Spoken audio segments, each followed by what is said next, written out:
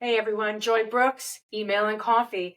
I'm talking to Mei-Yung Lee, straight from the Rotary, who, um, who is an entrepreneur in the, I'll call it health and wellness, but maybe you could tell us a little bit more about yourself and be more specific. Sure. Yeah. Joy, thank you for having me. I really appreciate this platform. Got an opportunity to speaking with you.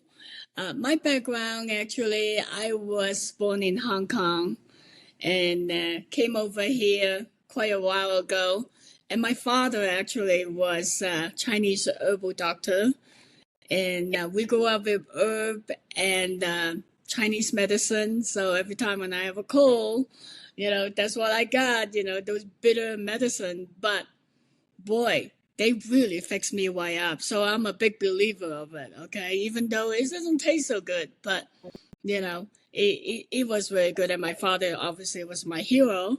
And so I got really deeply influenced by his teaching and how he took care of his patient. And I also believe that plant and herbs, their chemistry is much more healings and not as invasive. So it's much better for your bodies and balance. So coming back later on, I'm going to touch on it why I tell you a little bit about my father and his medicine. So anyway, my background was more in finance and be here, and my tiger mom make sure that instead of going to ballet classes, I should be just learning finances, and it really served me well. I have to say, because after I came over here, um, I lost a husband, unfortunately. After 9 years, I was here, so I end up having to raise my children all by myself. So the finance piece really come in handy. And I also started to get involved in another nonprofit, and you can see I'm a Rotary member, and I, love the way to help our community and help others. So besides that, I also, over 20, 30 years involved in different nonprofit and school board. So anyway, I'll give you a little bit of that background too, is because I'm going to merge everything together at the end. So that's why. It's usually the way that we have these long and winding road paths that end up crossing each other. And, you think to yourself when you're younger that some things are either stupid or have nothing to do with anything. And then oddly, they get placed 20 years in the future and you're like, oh, oh, I shadow or my past echoes through. And when it does, I hear it quite clearly. And, it's kind of humorous. It's kind of humorous when it happens. Because I think, we change so much and we don't change. There are some things, not habits. I won't necessarily call them habits, but things that we love to do sometimes come back all grown up, right? Things that we thought we couldn't do, maybe we learn how to do. For example, you said your mother wanted you to go into finance. My father was like, can't you be an engineer or something? And I'm like, that's a tough one. I can't add. I can't, I didn't do well in math. Surprisingly, years later, when I went back to school for my second degree, I aced algebra. Aced it. Amazing. And I thought, why didn't I do this back in high school? Just because I wasn't ready, And, that's why I say it's because I have the ability to solve problems that suddenly algebra made sense. Ah. right? But when I was, Mm-hmm. in my, whatever, 12, 13 years old, I was like, who cares about what X is? Who cares? Oh, now there's a Y and an X? So you're telling me there are two problems in this equation? So tell me, you raise your kids by yourself. Mm-hmm. You're in finance. Like, what was that? What state were you in at this time? Well, now I actually remarry, and I married to a toxicologist and chemist, and that lead to the second portion of the story. Right. But is to see what drove you as a young widowed mother who's, trying to fend for herself. Because, Yeah. that that makes backbone. Well, it is, I have to say I was very, very fortunate because my in laws, they're really amazing, people, they came from a Jewish household, very kind, loving, and they treated me, they treated me like their own daughters. Okay, so we are always very close knit family. So when their son died, his only child, I just could not. I just don't. I just. I didn't have the heart to be able to say, okay, I'm going to take my two children with me back to Hong Kong, because I knew that if I do that, not only they lost their son, they will also lost their grandchildren. So I made a decision. I made a choice, and I say, okay, I'm going to raise my kids here, and it's a safe environment, and we have some saving, and then I can move forward to do a little investment business personally. So I still can be a mom and kind of take care of them. I don't want to exactly trying to go to make a big career. Then that means that my children is going to lose their mother also, right? So That's that was what it drove me. that's community, right? That's your Right. first, one of your first applications of community. Well, yeah, I guess so. You're absolutely right. I just couldn't do it. I just couldn't do it. We were so close. We have such good relationship, and of course, later on, I turned out to be the executors of their estate. So they have some saving. They end up living to my two children, and it just is all about living in this is the space that is peaceful and is happy. And I want my two children also grow up with grandparents. I don't want them to grow up with no grandparent, and they are so loving. And yeah, I'll just make that decision. Yeah, no, it's a lot of people would cut all ties, perhaps. I mean, there would be a number of decisions that you could have made at that point in time, but making sure that you had that connection.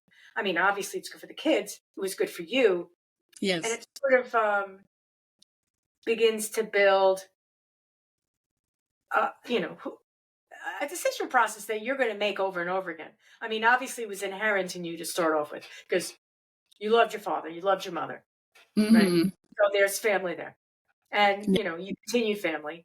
Um, when you are your parents here in the were your parents in the States, or did they stay in Hong Kong when you were here? Well, actually, my whole entire family was in Hong Kong, and I was the only brave one. You know, fell in love with a nice boy from Connecticut, and then came over. So, so anyway, yeah. So I was actually the only person here, and then when my husband passed away, my two brothers actually, my sister, my brothers, they all came here except my parents because they were a little old to travel at that time, and so they actually was helping me to pack up and get me ready to go home. And my brother told me, "Oh, we got this set up for you. We found a place for you already. Not to worry. Your kids and you will be safe. Come home." And so they were actually disappointed I didn't go home with them. Yeah, But sure. you know, it's just life. Yeah, yeah. So Mm-hmm. how was it that that you ended up, I mean, you said finance, but how Mm-hmm. is it that you ended up segueing into health, beauty, aid type of a business? Like, what was your business as you were, as you were moving into that space? I actually, you know, was doing okay. I raised my kid and I got some saving. I actually retired and paying a lot of tennis. And then, when you pay a lot of tennis, I'm kind of obsessive once when I got into something. So that was the tennis game. So all day long, I can pay 5, 6 sets of tennis, just went crazy and I was really strong. And, but that also had a price to pay when you're spending all this hour under the sun. I started to get discoloration, fine line, wrinkle, you name it. And one time my mom was joking and say, "Oh my God, look at you. It looks like you have financial difficulties now. Look at how dark you are. Looks like you had to go down to the field and work there." You know how Asian, That's funny because the cultures don't look at yeah. something the same way. Yeah, they like everybody to be very fair and very white. And, I thought I looked nice California color, color the suntan. Well, anyway, so from that, I was started looking for skincare for myself and also my friends. And of course, with my background and my father, I was looking for natural skincare. And I didn't like the invasive type of aggressive treatment or anything like that. And I looked high and low everywhere, and I wasn't a professional, right? I mean, I didn't have a PhD in study chemical or anything like that. So I have a hard time. It's like hit and miss, and you put something on your face, and all of a sudden it's not working, or sometimes it burn your face, and so I experienced all of that. And then until 2016, I actually met my husband now, and he was introduced by a friend. He was a toxicologist and chemist, and he actually had a group of doctors working with him. He was a director for research and development for this group, and they study basically toxics and toxin in the uh, how effective the natural ingredient, the ingredients they're looking at. So they consult international and domestic company, a lot of them, and they just have over 30 years of the experience in studying all these plant chemicals. So they have the record is like really high, it's everywhere. So when I met him, I thought it was very, very interesting. Yeah, so I told him, well, maybe, we should together, maybe we should start a skincare line that is something we can trust and we can use it on ourselves. And we know it's natural and we know it's effective, right? Sometimes product can be so natural but it doesn't work. Then what's the point? Or you can work very well, but it kind of take half of your face away. So, yeah. So that's how, So that's it. It really works. yeah. So, so it's just like, oh, why don't I use some of my father's teaching, which is natural, herbal, plant-based, ingredients, and then merge with the Western technology that they know how to make things and they know how to make it more potent and they know the application and all of those good stuff. So I just merge them and I will invest in this skincare line and take a leap of faith. And if it works for me and I'm the only guinea pigs, then it probably will benefit a lot more other people. So that's how the concept come from. And then later on, because of my background in nonprofit, and then I started to think, oh, why don't now I have this wonderful, amazing product line. Why do I just use this as a vehicle to help, nonprofit and school to do fundraising?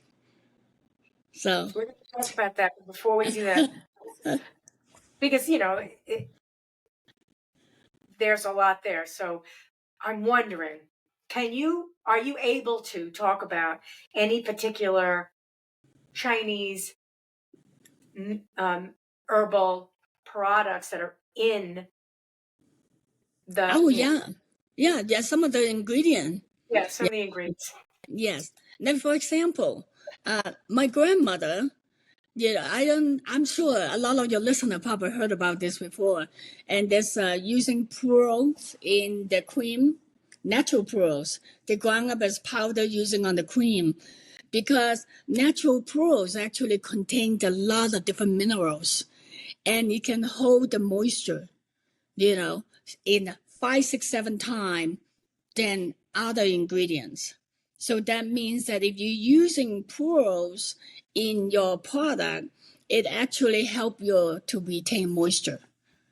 Okay, so for me, I decided cleaning the skin is probably one of the most important thing, I believe, because if you clean the skin correctly, then you're not drying out your skin, and then you leave moisture in your skin, and then the microbiome will be balanced on your skin.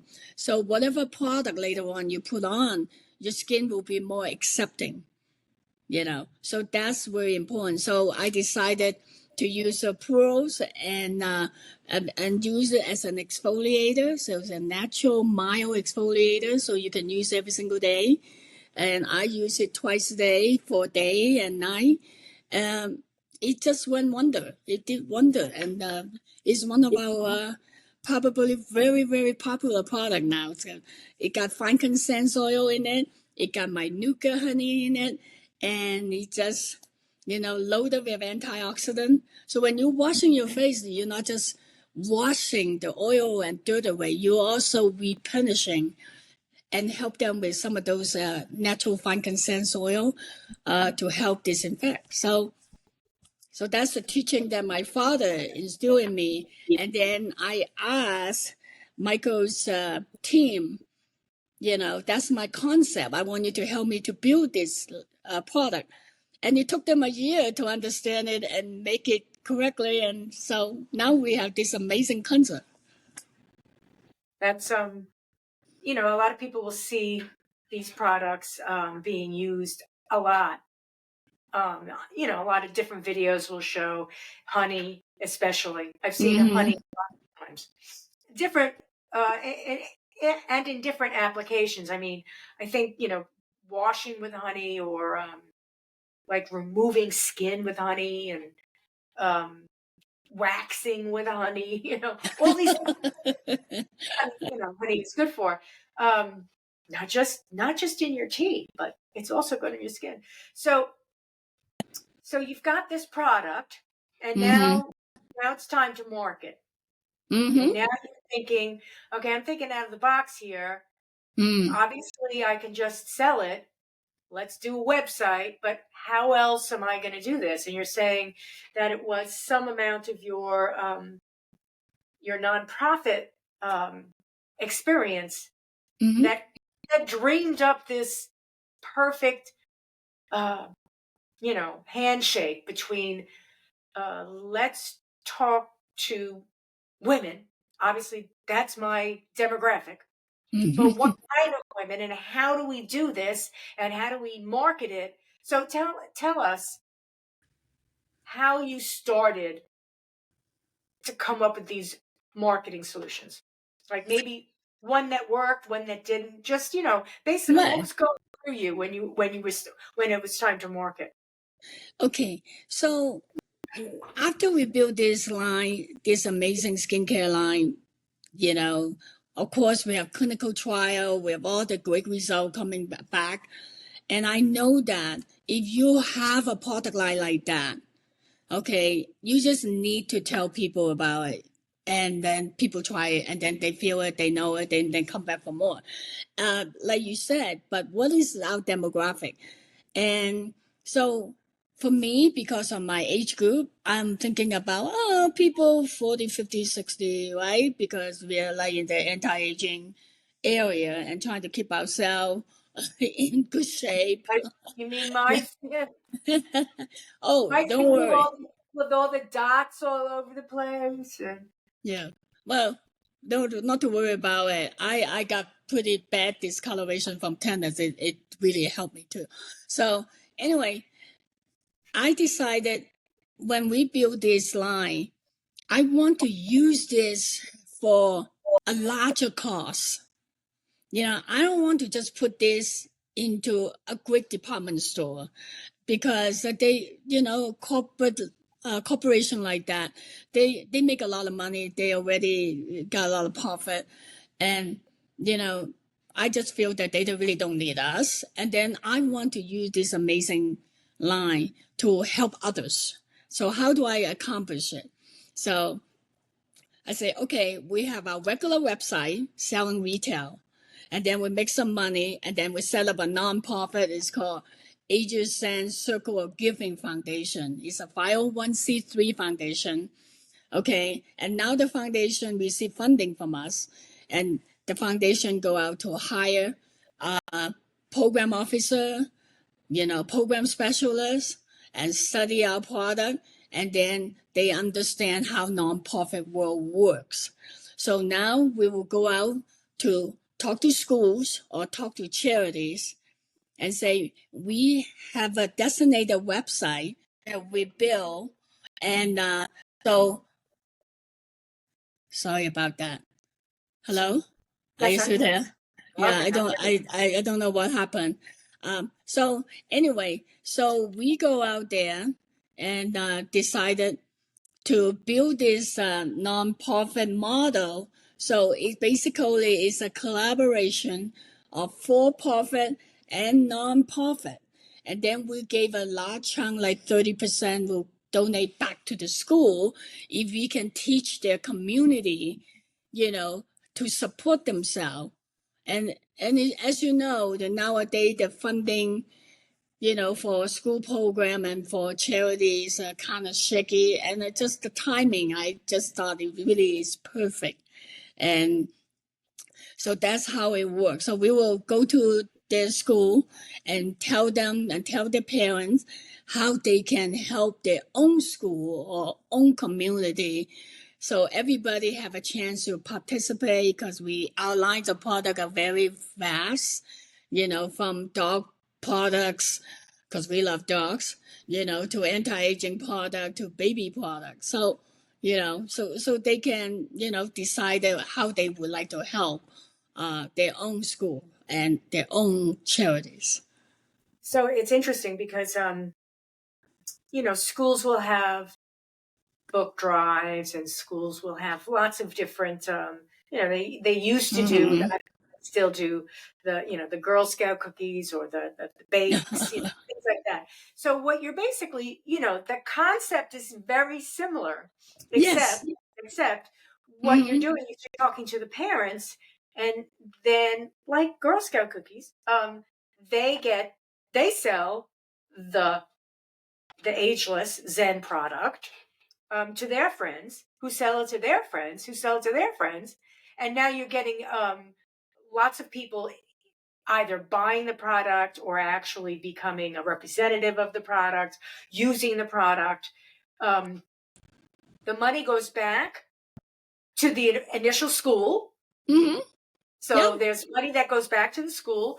There's probably some sort of a margin that goes to the person who's doing selling it, and it makes and obviously you get something. So it's a community, as you said, instead of going to a store who's going to tell you, oh, we don't like your packaging, oh, we don't like the name, the name, oh, you don't really want to sell to these people, oh, we'll put it over here, oh, you have to make more, oh, they tell you all the things you have to do. You sell yourself to that company instead of doing it that way.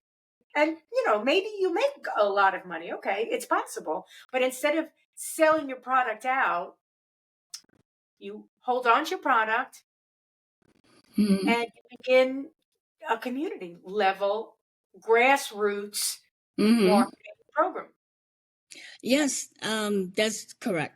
Because I feel that like I'm a parent, right? And I spend a lot of support to my children's school before. And there's always some things, one program, art program, music program, need extra funding. And there's all kind of way people trying to compete and the same part and get funding from either from your parents or from another foundation, all of that. So why can't we as a community that, we can nurture our healthy skin or use natural healthy product, and these products are effective. So we use the products, so we teach people there is other way besides drastic measure to take care of themselves and taking a lot of toxic and a very invasive method to take care of themselves. They can actually help their community and then elevate their health. So I just think it's a win-win situation. So we just, give 30% back to the school, okay? And then, and we, of course, we have to pay salary, we have to pay all this, and we have to pay to make them because natural product also a little more expensive to make, as we all know. And also the person who, if they, there's another organization, agency, or person can help us to spread the word. We're happy, to share all of this. So it's all about not just a company want to make the most money. It's about a company want to share our discovery with the community. So all of the profit will be going in different way to help the community and also help to support this small company. So this company can continue to perpetuate, and then get more school on board, get more communities, charities on board. So why not? I mean, we are living into this stage of our life. Making an extra few more bucks is not going to kind of, I don't know, maybe I can go to heaven or something. So the thing is, business. I mean, the concept of business is you've got a product, you've got a service, and you want to sell it. I mean, it's pretty simple, right? Yes. Very simple. That's the basic. But then then you say to yourself, well, how am I going to sell it? I'm going to sell it on the broad market. A lot of people say to me, because I'm in the business of digital marketing, they'll say, oh, I've got a product, I want to sell it. I'm going to create a website and that I can make a lot of money with email marketing.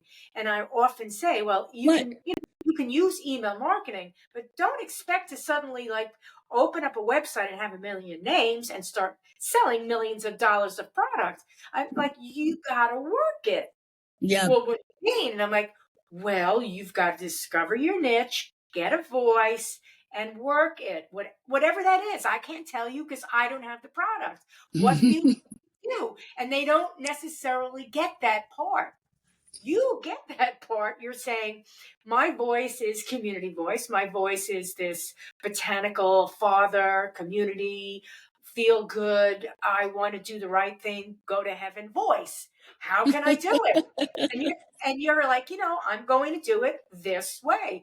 You've got a website. It's not like, oh, I don't want money. I don't want to sell products. I don't want money. You're not saying that. What you're saying is there's many different avenues. Yes. That they're not easy. It's not like, oh yeah, I make millions because I went to the one school, that one school went to another school, and now I'm suddenly making millions. You're working it. So how much work is involved? Like, what are the different methods, or how is it that you've the Rotary is one. So how, in your mind, you're like, I've got to do these things. What are these things? How are you managing this marketing plan? Okay. Well, you are absolutely right. There's many different ways, which including email marketing, by the way, right? So I can email market the school or charities and then let them know that we're around and we're able and willing to help.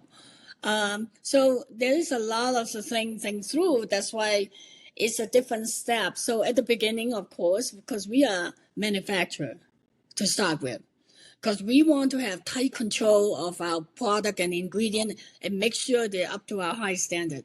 Because we use this stuff ourselves, our family use it, my dog use it. Okay, so so first come first. Yeah, right. First come first is the quality of it. Yeah. Okay, and then the second phase, of course, and now we got it down under our belt. We know we're good. So now we have to say, okay, how do we marketing? And well, now I come up with this idea and the concept, and then now we build a website, and this website have a back office. So the charity, if they decided to join us, we will build a landing page for them.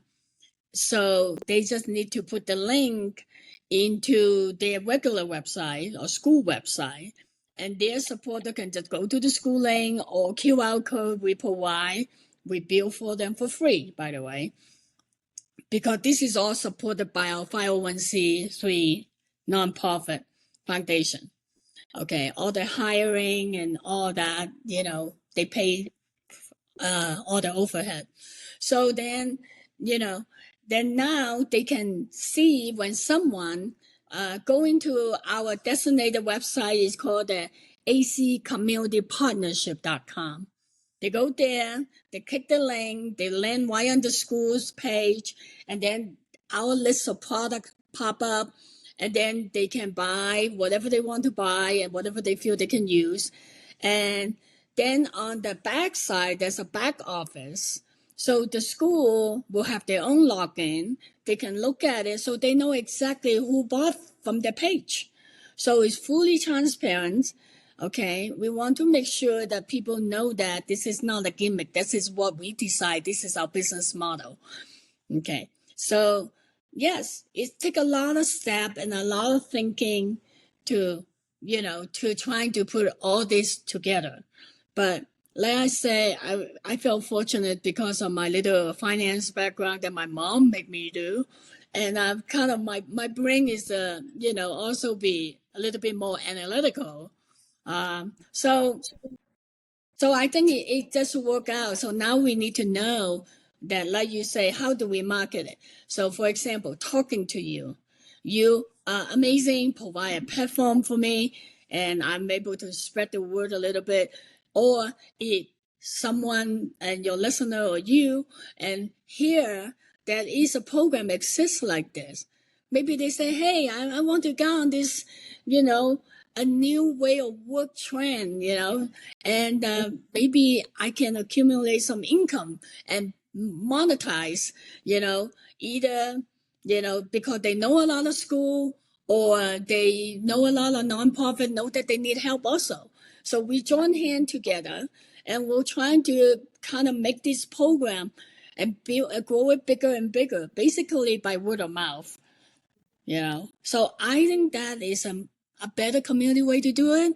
And yes, of course, we're trying to figure out maybe, we need to do the email marketing as well, because I'm sure that it's very effective in its own way. But like you say at the beginning, I don't have too many emails that I can generate on the list and then to do that kind of email marketing that is effective. So, and for us, we won't be able to kind of all of a sudden have a 1,000 school want to join us neither, because we had to grow ourselves and prepare ourselves to grow in the way that our customer can be satisfied.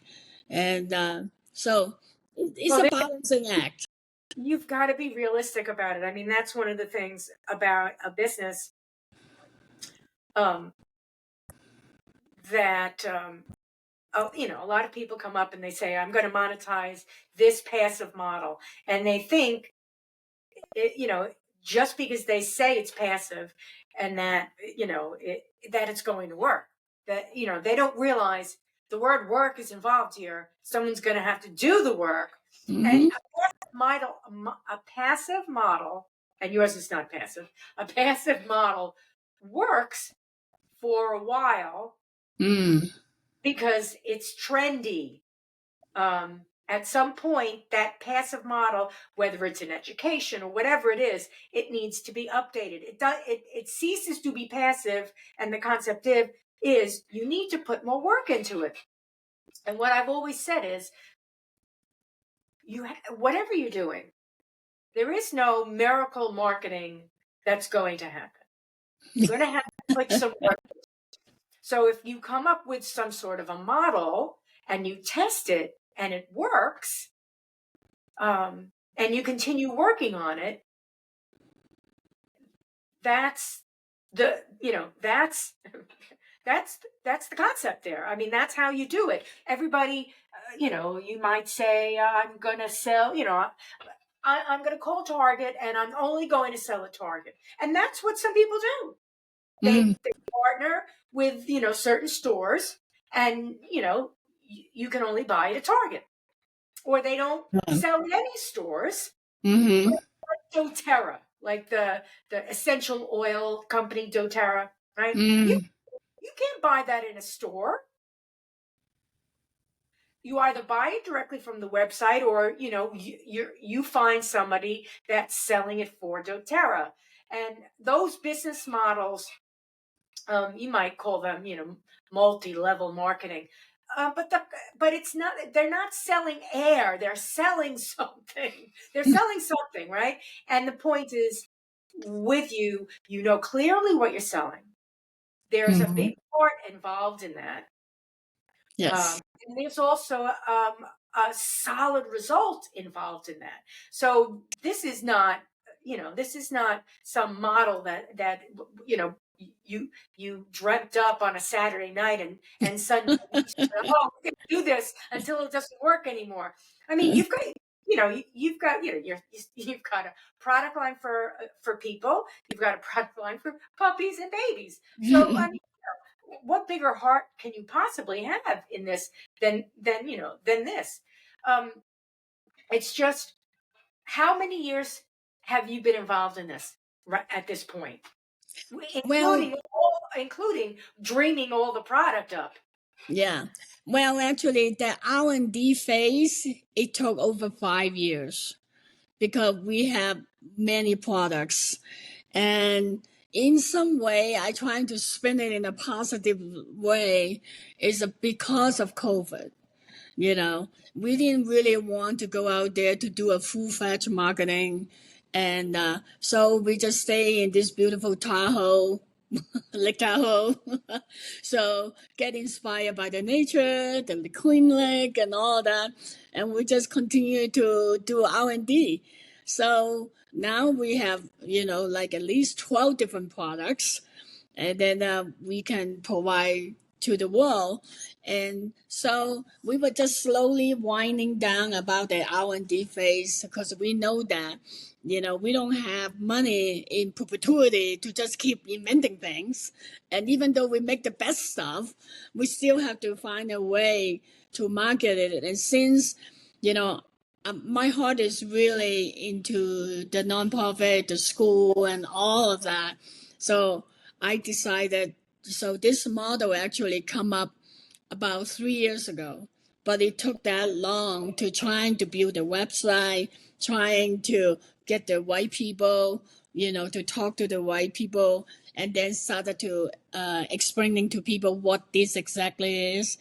I think for people as sophisticated like you, they understand right away it's a win-win-win situation for all involved. But I still have to say, in the nonprofit world and also in some of the school, they can be very skeptical, and they can be just say, why do I have to help you, to help you to sell your product? And they think we are using them, but instead, just have an open mind to think about it. Now we have this line of product, we can sell it to anybody, right? And anybody will be benefit from it. But we choose this model because, number one, that's our passion is. Okay. Number two is that we really think that this is a good niche. Once when you are able to tell people and understand it, like I say, sophisticated people, they say, why buy more cookie or chocolate bar, and didn't we have enough of those, or whatever. But instead, let's use healthy product that you can see result on yourself and your whole family. So that's why it took about now almost this year will be 9 years for us to build this out. And so we now we have McIver, one of the metastatic cancer research group join us because their doctor have used it, their patient use it. They can read their labels because they're doctors, and the patient use it. It was not interfering with their treatment, and they love it, and it's clean product, so they want to be our partner. So they're on our website now, okay. And so I want to get more organization like that, so we can really help them. Because now, if metastatic cancer patient can use it, breast cancer patient can use it. A lot of people, like my daughter, actually, she had lupus. She used our product. Yeah. And it is important that we are helping our community. It's part of our responsibility. And to develop good product for people, then they don't have to worry that, using it, does that mean that I have to, see my doctor even more often because I have different sets of problems. Yeah. I mean, I have lately, the past year, all I've been doing is looking up different shampoos and different skincare products for myself because I'm tired of using multi-syllabic fake products, things that end in with the word ATEINE, all these odd products. They're basically sulfate, sulfuramide, acetone. I'm like, what's in my hair? What is in my hair? All I want it to be is clean. Can I just get clean hair? Is there, well, I don't understand. I don't necessarily need a product that has a shelf life of 10 years. I mean, if I'm using the shampoo, odds are within a few months it's going to be gone. So why do we have to have necessarily these wild preservatives in, these dyes? Why do I care what color it is? Well, yeah, you're speaking to the choir. I agree with you. And, our products that use as much as natural ingredient and natural preservative to preserve it. And then we have patent, for our packaging. So we design it in a way that is convenient, is airless, so they will preserve itself in a longer period of time without involving crazy chemical to preserve them. So in our bottle package, because of our patent design on the bottle, our product's supposed to have a shelf life of 3 years, but we only put 2 years on it. And it says, we will prefer you to use it within 12 months. I mean, if you're really using a skincare line, odds are within 3 months, it's gone. Yeah, exactly. Yeah. I mean, it's not like, oh, well, I don't wash my face every day, so I don't. There's things, here's the thing, makeup. The problem with makeup is that what people don't necessarily understand is in a year, that makeup is like, if you're still using it, it's got bacteria. Yes. So you buy this big tube or these big tubs, whatever they are, and I mean, in a year, you ought to throw it away. Well, it depends on some of those packaging. I totally agree with you. Because our product is natural product. If we keep that in the jar, instead of a special packaging we design for it, your finger keep going back. And sometimes you see the most expensive product, they're still doing the jar thing. You can be $500 bottle of product, they still have this little jar. And then you still put your finger in it. And in a way, I think it's kind of irresponsible because it's not good for your skin. Sometimes they got mold in it, or you have to put tons of preservative. Okay, right. To make sure you kill everything, even it's open, sitting around for 2 years. Right. I mean, it's like lipstick, for example. Lipsticks, a lipstick that women buy, we don't use it in a month. Like, it takes about a year to use a lipstick. And maybe you bought 3 colors. So now you've got 3 colors. Within a year, you may as well, it's problematic. Mm-hmm. And I've thought about that a number of times with the makeups that I buy. And I usually, you can see how much makeup I wear. I usually will go into my, I'll get into a phase where I buy makeup and I wear it. And then within a month I stop.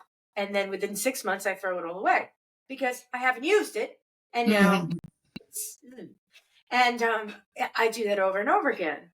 However, I always put skincare cream on my face. I always brush my teeth. I brush my teeth 3 times a day. I mean, there are some things that you don't need that have a shelf life, but are clearly going to disappear very quickly, quickly. And I just think that if we could just get a grip. I mean, we'll help the environment, we'll help ourselves.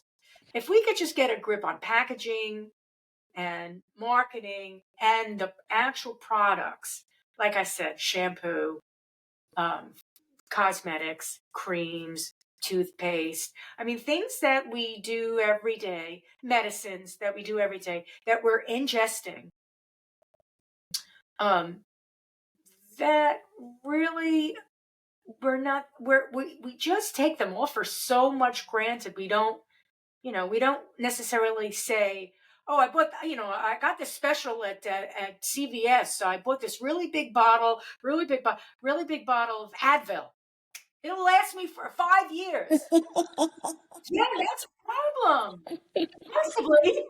Yeah. It's going to last for 5 years. I mean, right. I get it. My husband would throw something away. He looked at the shelf like, throw away.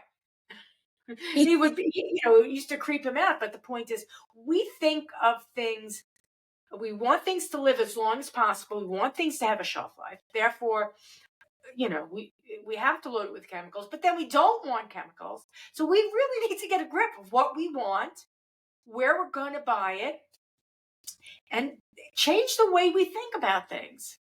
Yeah, that for example, like you're absolutely right. The European much wiser, I think, compared to us, and they have over 3,000 chemicals they ban and you cannot use in your cosmetic, and so they understand that. Even Canada, Canada have 1,600 to 1,700, maybe close to 2,000 now, banned chemical. But in the U.S., even with the regulation and all that, they like 300 maybe.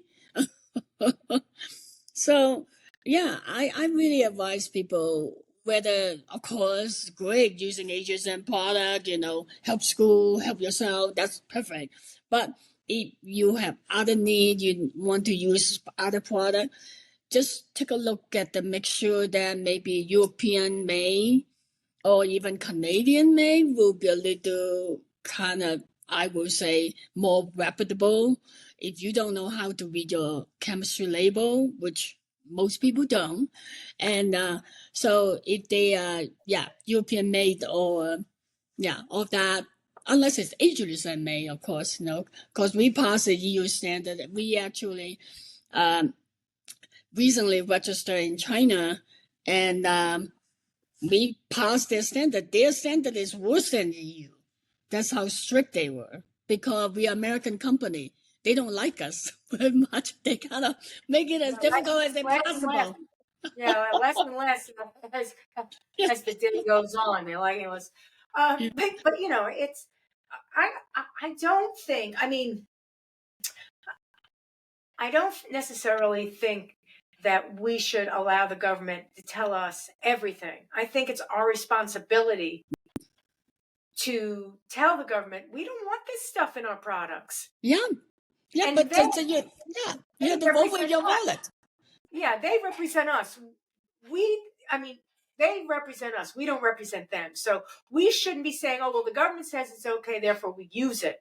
We should know what these ingredients are. We should be aware.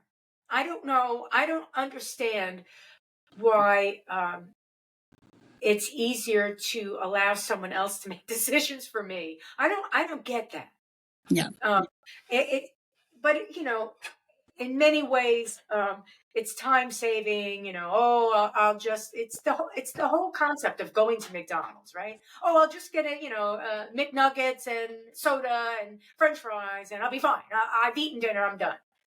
And I'm thinking, no, I don't know what goes into that food. I don't know anything about that food. I'm very phobic about letting someone else decide what I ingest, whether it's medicine, Mm-hmm. Oh, that's food, important. stuff on my face, anything. I don't want someone else to make that decision for me all the time. I don't mind every once in a while deferring to someone. Oh, what do you think? You're the expert. Thank you very much. But I'm thinking I can read. And if I read and then I look it up and then get shocked, then I'm not going to buy it. And that's the first line of defense. I think people need to get more involved. If you're going to continue to buy cereal for breakfast for your kids and not even read the label and then wonder why you get allergies and all these things, I mean, you have to think about what you're doing. Mm-hmm. Yep. But I tend to be critical, or maybe even overcritical about these types of things. So you tell me something, not looking it up. Well, I think it's really great to be an educated consumer. I think hopefully the clean, environmental friendly, from skincare to our food chain, people are learning, and hopefully it will become even more a trend, particularly for younger people. Now, there is a lot of things are very accessible because of the internet, and you can really do your research to find out more about the company themselves, and also to find out about the ingredient, like you said. And yeah, just to be a more educated consumer, from medication to skincare, or to clothing, to whatever.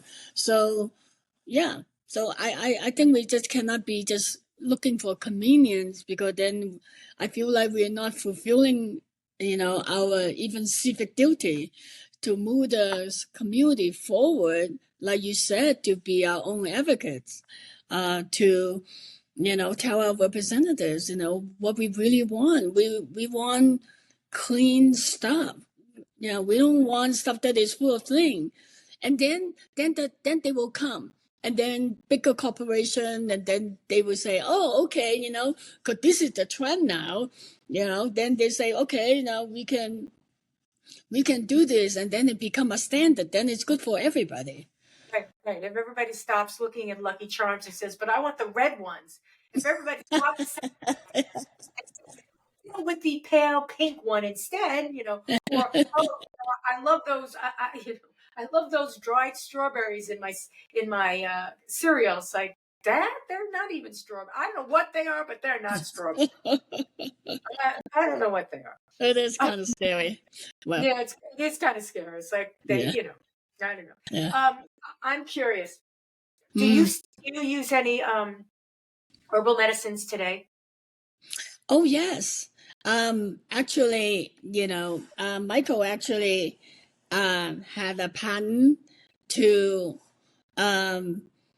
extract hemp CBD, and with aloe vera, and then we'll make it. We're working on the tincture, and then also that we have the roll on.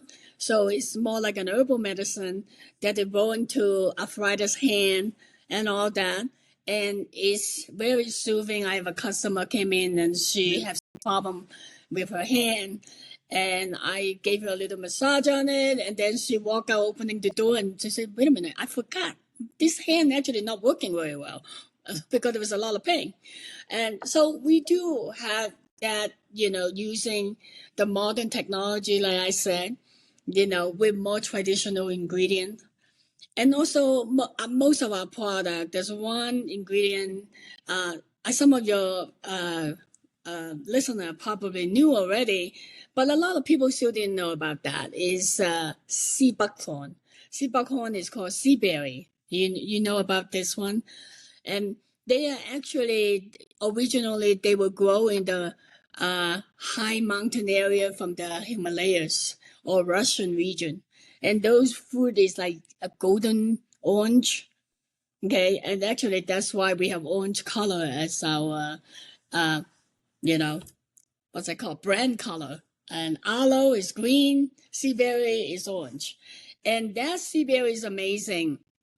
It has so much packing all the antioxidant and anti-inflammatory in that little fruit, because they live in such a high altitude, extreme climate. To protect themselves, they store a lot of this in the fruit. So when we harvest them, okay, and then make it as one of our ingredients, either through the powder form or the oil form, all of those amazing antioxidant and anti-inflammatories already in there. And not only that, this is probably one of the rare things. This particular sea buckthorn also have omega 3, 6, 7, and 9 as a fatty acid chain. So, which is very rare. Usually, a lot of the fruit have a lot of vitamins and have a lot of good stuff in it. But this particular sea berry, so we love them, and they work wonder. And so we put in almost in all of our products because we just love it so much. We should be a really sea berry company. Or It's called sea berry? yeah, if you look at sea berries, and the real name is called sea buckthorn. Buckthorn. Okay. Yeah. And they even have a little, novelty thing. They said that the reason why, the Queen Cleopatra decided to be with Mark Antony is because Mark Antony came back from Mongolia and gave her the sea berry oil for her beauty. How's that? That's a good story. That's a good Yeah, I thought story. it was kind of fun. I like that. I like that. So There's a, anyway, there's a lot of plants out there. yeah. I'm in the garden before, and I'm pulling weeds, and I'm thinking, I'm throwing food away. I can guarantee you right now, I'm throwing salad away. I bet at least Be careful. one plant that I'm throwing away, I probably could boil, pull the leaves, dry, do something, make a tea, something with it. And I'm like, I wish I knew more. Yes, it's always learning. So much to learn about the plant. The world of plants is always surprising, and yeah, I feel that I'm learning every single day. Working with all these professors. Next to them when they're doing formulation, and then find out, of course, from the scientific paper they have and study, and what is trending, and then new discovery about toxins and all those stuff. To me, it's like very interesting. So I really think that my investment is really worth it, because I felt like that I learned so much personally, about different ingredients, about different way of making them, and so I feel that I'm really a beneficiary of all this. I recently started to experiment with Mm, making my own face face cream. So I mm, picked up some uh, edible food grade organic coconut oil, right? And I have some some essential oils just for smell, right? So I'm playing with it. I put it on my face, and then I sit down. The dogs are licking me to death. Like, will you stop licking my face oil from my face? What? I They can't know, keep. They think I'm delicious. yeah, they know the good stuff. That's like my dog, when I gave them some of my pet CBD, and they love it. I put a couple drop in their food. They was like, oh, gee, better than all this junk food topping. They Really? love it. I just I've been experimenting with some products, and as I said, there's a shampoo line. It's called Humbly Organics, and Hmm. they're bars, small bars, and they're not. They're like $38 for us, 2 small bars, conditioner and shampoo. And I'm like, that's a lot of money for shampoo. But I want to play with that. And then I do see a lot of different facial products and creams, and I'm like, I wouldn't mind. Maybe I'm being absurd, but I wouldn't mind to spend a little bit extra for a product that I know is organic, that I know is made properly, and the company is sustainable or environmentally, aware, whatever it is. I mean, Mm. I would pay a little bit more. I don't buy my fish or my meats or my chickens from the regular store. I source them through these different, like Sitka salmon and or what is it? Yeah, I'll think about the meat product. I can't remember it. In any case, I'll pay a little bit more for that. I'd rather do that than buy it at the store and then see it on the news. Oh, the pork products. Don't buy the pork products from so and so because they're like, oh my god, help me. Every time I hear those, the news about, a product with that's been tainted, right, with Mm. salmonella or something like that. I'm like, Right, how right. how does that happen? I'd rather the product be not as much product made, not so heavy duty on the processing or heavy duty on the packaging. Just slow. I don't know, slow it down. Everybody's into making these wild profits, but if you have to pull the whole line back and pay for all this PR, then why not just slow it down and do the right thing? Maybe I'm stupid. Oh, no, no, no, no, no, no. It's not about, I think it's a person uh, in terms of integrity, in terms of honesty.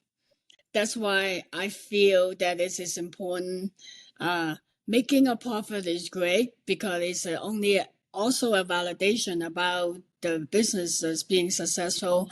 People wanted your product. So that's all very gratifying. But like you said, the important thing is that part of it is company culture and what do they decide, what is more important for them, and helping the investor to make money, which is important because they're investing in a company. So it's a lot of conflict and it's a lot of difficulty for management in trying to figure out what is a fine balance.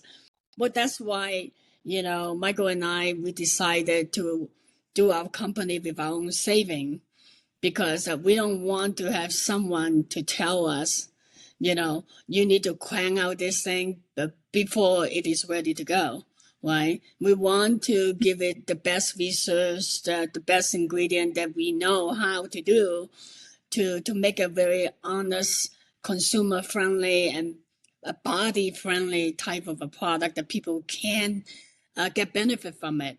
So, so like I said, it's a culture of a company. What do they want to achieve? What do they see it themselves? But then if you have 10,000 investors, on your back, and it's very difficult. It's very difficult. I don't envy those, executive. I don't know how they juggle, between, integrity, about the product and, the bottom line of their shareholder. Right. Yeah. So it's hard. So I just know what I wanted to do. So that's why we take on our own path to do this. Um, so I know we're doing the right thing, and maybe we're going a little slower.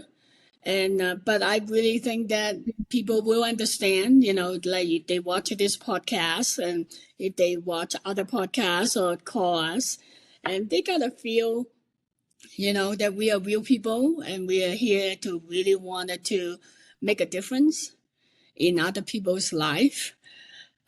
So if we have that kind of um, corporate culture, and it's important for us, then they know that, the product we made will be responsible for it. So because this is important for us, right? I think that in many cases, I'll call it the cottage industry. I don't know what else to call it. That in many cases, um, cottage industries are making are resurging. That people would be more willing to buy small batches Mm-hmm. from a small company than, as I said, like get a tub of the stuff. The cottage industry versus the Costco concept of I need a load of toilet paper, get it now, as opposed to just need a few rolls of toilet paper. The next time I need it, I'll go out to the store and hopefully it'll be there. Um, you know, uh, the mentality needs. Our mentality is slowly changing, but it is really a culture mentality, and um, it's grassroots, back to the community, all those things. Mm-hmm. It's not that capitalism is this big horrible thing. It's just that cottage industry can still be capitalistic with a community and make up a line. We Capitalism is not all about um, you know oil products and having oil in everything. Using Vaseline on. I put that stuff on everything. Um, it's not. It doesn't necessarily need to be about that. I guess it started happening in turn of the in the 1800s to the 1900s, where these big brands came out, and they were the solution brands. They were like the it things, like Vaseline. When Vaseline, like Kleenex, these things became the names of things. It was, when you say I need a Kleenex, you need a tissue. But there are plenty of companies that make tissues. However, Kleenex was so big that it became the name. Vaseline Petroleum, Vaseline. People say, I need some Vaseline. It's petroleum, but Right, Vaseline became the name. right, right. Yeah, you're absolutely right. And I'm then just saying, many products did that. yeah, I'm just saying that that is possible that, company like us can do well and survive, and also help the community. So for profit and non-profit can be a great solution model, for the next generation of when people want to look at business model. And I hope that, because there are people, like you said, there are people doing it anyway, but they're not probably doing it for just like in our scale. But we are doing it differently because our whole line of product is on it. But for people, they do cookies, they do chocolate bar, they do a lot of other things, but they can be responsible clothing company, right? They can have the line or clothing line that is made out of good fiber, non-toxic, no child labor, that kind of stuff.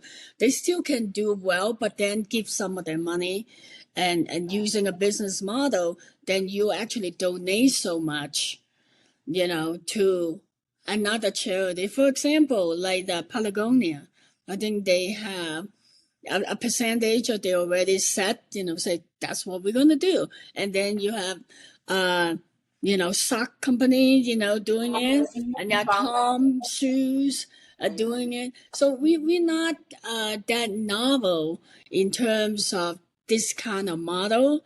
And so I just hope that maybe in the skincare space, there isn't a lot yet. But we're just hoping, this will catch on also. And people say, oh, if HSN is doing well using this model, perhaps they can, apply in a similar way to do the same model. Like the more people doing it, the better for our community.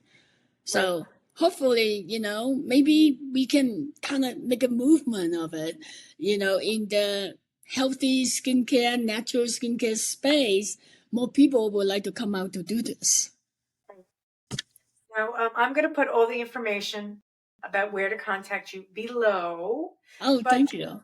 someone wants to contact you, is LinkedIn the best way to go? Like, how is the best way for somebody to Yes, contact? they can go to our website called A for ageless, Z for Zen,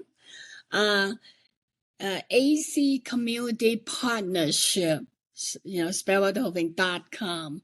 And when they go to our website, they can take a look at our website. And then there was an information link. Then they can ask any question they want. And if they are nonprofit or they're school, they may be interested in our program and want to know more. Contact us there. We have our program specialists, or even me, pick up the phone and talk to them and kind of get them on board and started to help them to build their community. I think it's very important thing. One thing I cannot stress enough is that when you build a community, you have a very generous donor that they can offer $5,000, $10,000, $500, to the school or to the funding. That's amazing. That's great. But you also have parents that they live paycheck to paycheck, but they still need to use something, right? So in this case, they can buy a little baby cream for their baby, and then they feel like they contributed. And then it make them proud. They're part of this community. So building community, from wealthy to not so wealthy people, is a great connection, to make our community greater and to make our community more inclusive. So I hope that we can, teach them, the school, to have that kind of mentality. So not just your donor, you have to pay attention to because they can give so much, but also some of those mother and barely making it. If they are making a small, buying option like that, will be amazing. Will be great. So that's my last word. It's another way of thinking of consumerism and marketing. It's the next gen, or as I said, it's sort of going back to our roots. I hope so. It's sort of going back to our roots. I really hope so. Things were done like this before. Yeah. And it's tried and true. It's not like, oh, we're going to invent this method, and this method is called consumerism, and thereby giving back to the community. I think it's already been invented. It's just we got away from it for quite a long time because we wanted to make barrels of things and we wanted the whole world to buy it. And that's great, but the community level is important as well. If we stick with our community, then we can build products that people want, and that people get involved in. They feel proud they're using it. They tell other people to use it. And it's a win-win. It's a win-win. Mm, yeah. Like my mother said that I always remember. My mother was so wise. She always say, honey, later on in life, you can afford to build a house. Make sure the front door is open high and wide because you're a small person. And this is how, you know that not just for you, you want to be with your friends and other people who can come in too. So that's also part of our thing. So we want to build something that everybody will have an opportunity to either use it as one of the vehicle to, you know, make some money for themselves so they can enhance their lifestyle and also help the community. And then the school will put in good use for their program. So then everything is good. Everything's good. Life is so May- simple. It's leaving everybody on a good note. We can make a difference. Oh, I believe we can. I mean, you're talking about somebody like me, a transplant, from another country to here. And if I can do it, I think America is still a land of opportunity. And you're allowed to have the creativity to do something extraordinary. And then we should take advantage of it. Take advantage of it. Thanks so Yeah. much. I really appreciate it. Oh, thank you. Thank you for having me. You bet. Yeah. All right, guys, that's a wrap. Okay.